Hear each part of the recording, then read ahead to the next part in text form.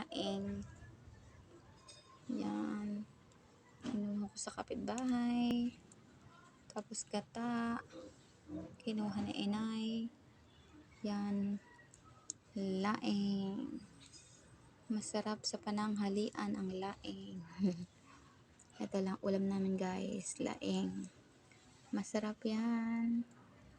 Masustansya. Organic. Diba organic yan guys? Kasi hindi naman siya walang preservative na nilalagay o kahit anumang basta walang sinilalagay na kahit kaya organic. Laing-laing, masarap malaing.